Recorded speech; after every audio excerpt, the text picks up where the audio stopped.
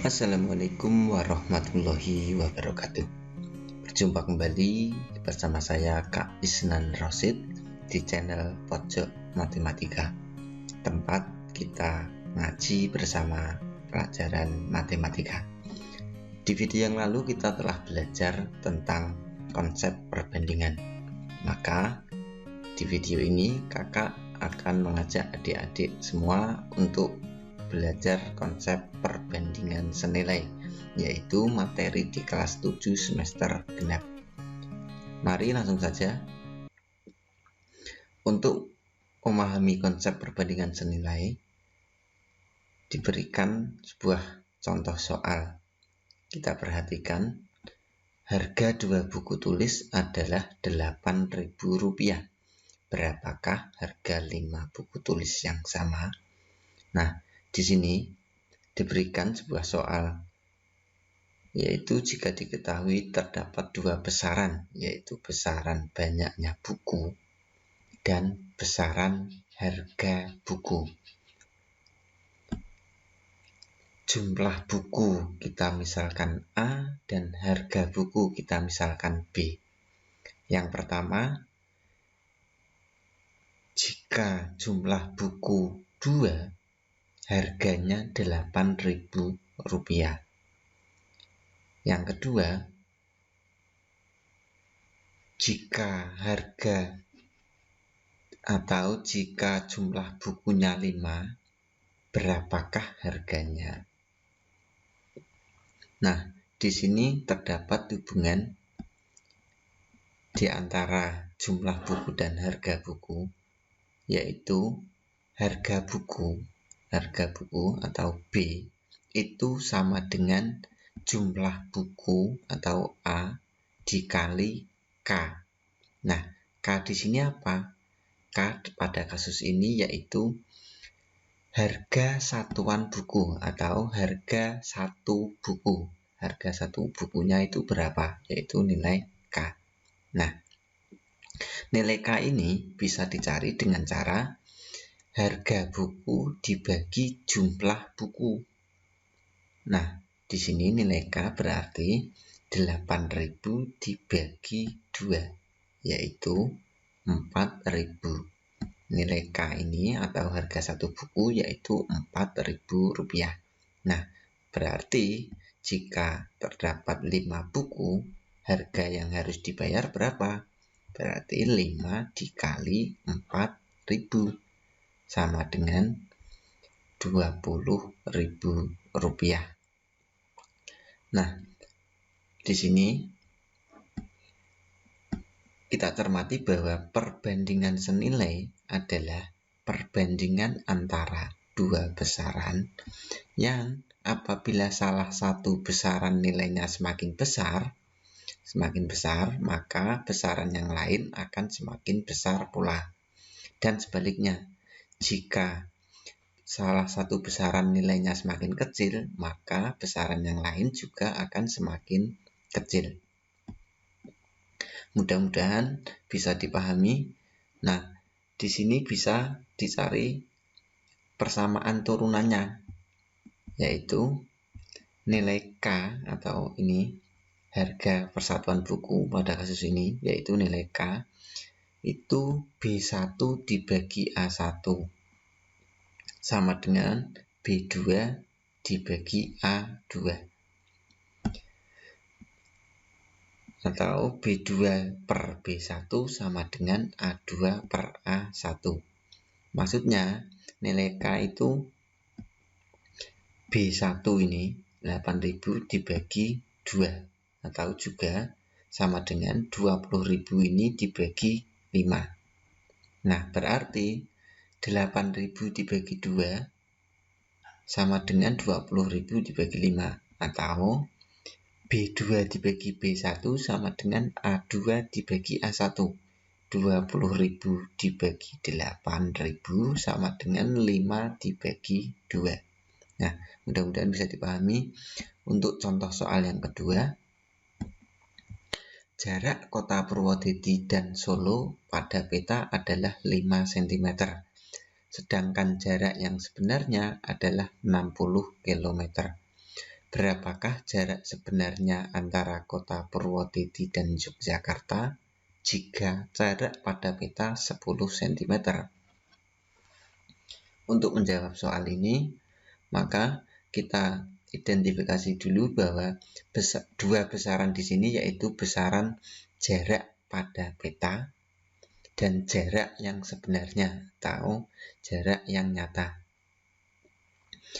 Kalau kita misalkan jarak pada peta itu A dan jarak yang sebenarnya adalah B, di sini jarak pada peta 5 cm, jarak yang sebenarnya 60 km, atau kita konfirmasikan ke cm yaitu 6 juta cm.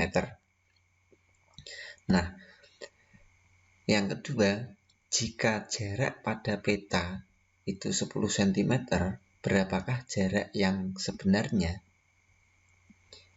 Dari baris satu ini bisa didapat hubungan bahwa jarak yang sebenarnya itu sama dengan K dikali jarak pada peta. Nah, K di sini apa? K pada kasus ini berarti jarak sebenarnya tiap 1 cm jarak di peta. Jarak sebenarnya per 1 cm. Maksudnya jarak yang sebenarnya tiap 1 cm pada peta. Nah, untuk mencari nilai K berarti jarak nyata atau jarak sebenarnya ini dibagi jarak pada peta. Berapa? 6 juta dibagi 5 berarti 1.200.000. Nah, K-nya sudah ketemu, berarti untuk mencari jarak yang sebenarnya jika jarak pada peta 10 cm berarti 10 cm dikali K dikali 1.200.000. Berapa? Ya, 12 juta cm, atau dikonversikan ke kilometer berarti 120 km. Untuk cara yang kedua, kita identifikasi A1-nya berapa? A1 berarti 5 cm. B1-nya berapa? B1-nya 60 km. Kemudian A2-nya 10 cm dan B2-nya adalah nilai yang ditanyakan. Berarti B2 ini bisa dicari melalui hubungan persamaan B2 dibagi B1 sama dengan A2 dibagi A1. Nilai B2 yaitu sama dengan A2 dibagi A1 dikali B1, yaitu 10 dibagi 5 dikali 60. Berapa? 10 dibagi 5 sama dengan 2 dikali 60 berarti 120 km. Kalau tadi cara yang pertama dikonfirmasikan ke cm, cara yang kedua tidak perlu karena 10 cm dibagi 5 cm, cm-nya habis, tinggal sisa 2 kali 60 km sama dengan 120 km. Jadi jarak sebenarnya antara kota Purwodadi dan Yogyakarta jika jarak pada peta 10 cm adalah 120 km. Mudah-mudahan bisa dipahami.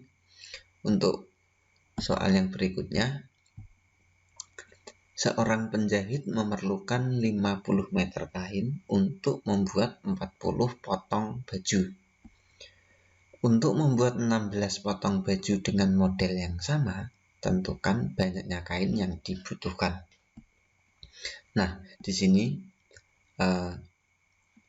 untuk menjawab soal yang berbentuk seperti ini, untuk cara yang pertama, seperti tadi, besarannya adalah ada dua besaran, yaitu banyaknya kain atau panjang kain dan banyaknya baju atau banyaknya potong baju. Nah, di baris pertama kita tentukan ada 50 meter kain bisa digunakan untuk membuat 40 potong baju. Nah, jika untuk membuat 16 potong baju, berapakah banyak atau panjang kain yang dibutuhkan? Kita misalkan X, berarti ini adalah A1, B1, X adalah A2, dan 16 potong adalah B2. Nah, di sini hubungan antara banyak kain dan banyak baju bisa ditulis banyak baju sama dengan K dikali banyak kain, atau B sama dengan K kali A. Nah, K di sini apa? Berarti pada kasus ini K berarti banyak potong baju per 1 meter kain. Banyak potong baju per meter kain. Maksudnya, untuk membuat satu baju dibutuhkan berapa panjang meter kainnya. Untuk membuat satu potong baju dibutuhkan berapa meter kain. Nah, caranya bisa dicari dengan cara banyak potong baju dibagi banyaknya kain atau panjang kain. Berarti nilai K sama dengan 40 dibagi 50. Berapa? 0,8. Berarti nilai K adalah 0,8. Nah, setelah tahu nilai K, kita gunakan untuk mencari persamaan yang kedua. Untuk banyak kain X, banyak baju B, berarti X dikali 0,8 sama dengan 16 potong. Berarti berapakah nilai X? Nilai X-nya berarti 16 dibagi 0,8 sama dengan 20 meter. Nah, untuk cara yang kedua, kita tentukan dulu A1 berapa, yaitu 50 meter. Kemudian B1-nya 40 potong. A2-nya yang ditanyakan, kita misalkan X tadi, dan B2-nya sama dengan 16 potong. Nah, tadi didapat persamaan bahwa B2 per B1 sama dengan A2 per A1. Berarti untuk mencari nilai A2, yaitu B2 dibagi B1 dikali A1, yaitu 16 dibagi 40 dikali 50. Berapa? Yaitu 20 meter. Nah, berarti untuk membuat 16 potong baju cukup dengan 20 meter.